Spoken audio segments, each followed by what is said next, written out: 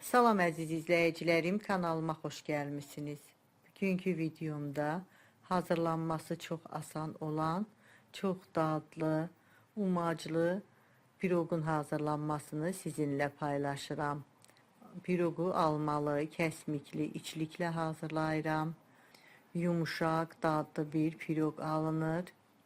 İlk hazırlayan xanımlar belə bu üsulla bu piroqdan çox asanlıqla hazırlaya bilər. İndi keçək piroqun hazırlanma qaydasına. Bunun üçün əvvəlcə ərzaq qabına un tökürəm. Un ələnmiş undur. Üzərinə 120 qram doğranmış kərə yağını əlavə edirəm. İstəyə görə kərə yağını margarinlə də əvəz eləmək olar. 2 dolu təpələmə xörək qaşığı şəkər tozu, çay qaşığının 1/3 qədər duz, 1 çay qaşığı şəkərli vanil, 1 çay qaşığı da qabartma tozu əlavə eləyəndən sonra bu ərzaqları əlimlə ovuşdurub umaç halına gətirirəm. Yaxşı əlimlə ovuşdururam. Umaç hazır olandan sonra əlimlə ortasında oyu qaçıram. Sındırmış olduğum 1 ədəd yumurtanı əlavə edirəm. 180 qram yağlılığı 25% olan xama. Bu ərzaqları da əlavə eləyəndən sonra əvvəlcə biraz qarışdırıram. Artıq çətin olduqda əlimlə xəmir yoğururam. Nə çox bərk, nə çox yumuşaq, ələ yapışmayan orta yumuşaqlıqda bir xəmir olmalıdır. Xəmir üçün 3 stəkan un istifadə elədim. Stəkan ölçüsü 200 ml-dir. Videolarımda həmişə qeyd edirəm. Unun çəkisi növünə görə, yumurtanın ölçüsünə görə, xamanın nəmliyinə görə dəyişə bilər. Az ya da çox ola bilər. Mənim götürdüyüm un bu ölçüyə bəs elədi. Belə gördüyünüz kimi ələ yapışmayan yumuşaq bir xəmir alındı. Xəmiri yoğurub qoyuram bir kənara, soyuducuya qoymuram. Bu arada içliyi hazırlayıram. İçlik üçün 200 qram kəsmik götürmüşəm. Üzərinə 2 xörək qaşığı şəkər tozu, 1 çay qaşığı şəkərli vanil, istifadə elədiyim kəsmik nəmli olduğu üçün 1 çay qaşığı da qarğıdalı nişastası əlavə edirəm. Amma əgər sizdə kəsmik quru olarsa, onda nişastaya ehtiyac yoxdur. 1 ədəd yumurtanın da ağın sarısından ayırmışam. Ağını içliyə qatıram, sarısını qoyuram bir kənara. Yumurta ağını da əlavə eləyəndən sonra bu ərzaqları da yaxşı qarışdırıram. Qarışdırandan sonra üzərinə 1 xörək qaşığı təmiz yuyub qurutduğum kişmişi əlavə eləyirəm. Kişmişi sevməyənlər əlavə etməyə də bilər. İçliyi bu qaydada hazırlayıb qoyuram bir kənara. Keçirəm piroqu hazırlamağa. Yoğurduğum xəmirin videoda göstərdiyim kimi az hissəsini əlimlə kəsib, kündə halına gətirib qoyuram bir kənara.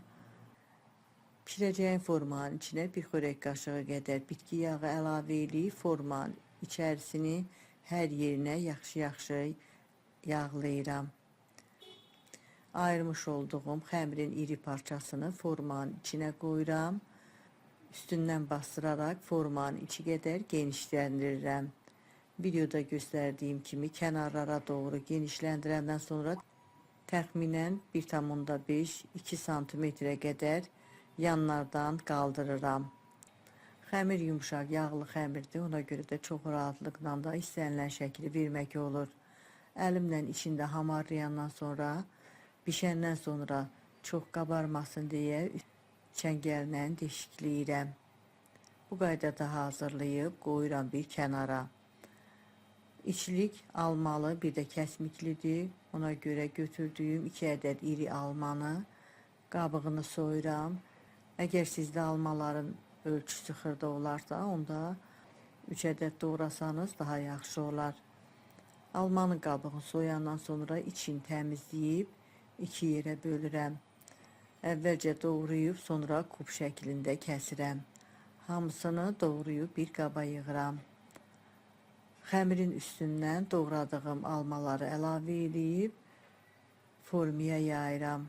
Almalar şirin olduğu üçün mən yarım xörək qaşığı qədər şəkər tozu səpdim, amma şirin sevənlər daha çox səpə bilər. Şəkər tozu da əlavə edəndən sonra daha ətirli olması üçün darçın səpirəm. Darçın da zövqə görədir, istəməyənlər əlavə etməyə də bilər. Hazırlamış olduğum kəsmikli içliyin hamısını almaların üstünə tökürəm. Hər yerinə yayıram. İçlikdə istənilən dəyişikliyi eləmək olar. Almanı sevməyənlər tək kəsmikli içliklə də bu piroqu hazırlaya bilər. İçliyi də əlavə edəndən sonra almaların üstünü örtəcək qədər hər yerinə yayıram. İçliyi də yayandan sonra ayırmış olduğum xəmir parçasını videoda göstərdiyim kimi əlimi biraz bitki yağı ilə yağlayıram.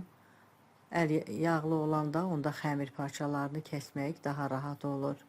Videoda göstərdiyim kimi xəmiri biraz özümə tərəf çəkib, əlimlə sıxıb, yarpaq şəklində qırıqlayıb içliyin üstünə düzürəm. Çox rahat bir üsuldur. Elə çox rahatlıqla da xəmiri qırıq-qırıq eləyib, istənilən ölçüdə içliyin üstündən düzmək olur. Xəmir bitənə qədər belə yarpaq şəklində əlimlə kəsib içliyin üstünə düzürəm. Piroq üçün istifadə elədiyim ərzaqların ölçülərini videomun açıqlama bölümündə də qeyd eləmişəm. Oradan da baxa bilərsiniz. Ayırmış olduğum xəmirin hamısını videoda gördüyünüz kimi əlimlə qırıqlayıb içliyin üstündən formaya düzdüm. Bu qaydada hazırlayandan sonra sonda ayırmış olduğum yumurta sarısını piroqun üstünə çəkirəm. Hər yerinə yaxşı-yaxşı yumurta sarısı çəkirəm. Bu qaydada hazırlayandan sonra öncədən qızdırdığım 180 dərəcəlik sobada 35-40 dəqiqə pişirirəm.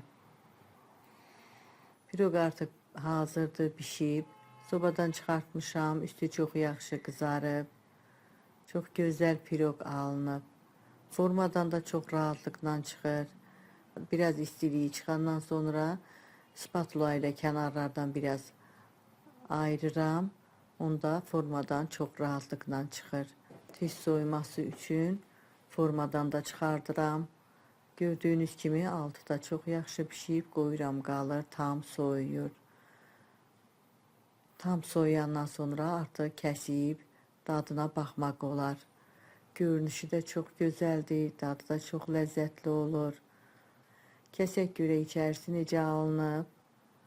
Çox gözəl, almalı, kəsmikli, bol içlikli, çox dadlı bir piroq alınıb. İstənilən içliklə, şokolad yağı ilə, tək almalı, tək kəsmikli, öz zövqünüzə görə istədiyiniz içliklə, bu üsulla bu piroqu hazırlaya bilərsiniz. Piroqu bu qaydada hazırlandığı üçün buna yarpaq piroq da demək olar. Görünüşü də çox gözəldir, dadı da çox ləzzətlidir.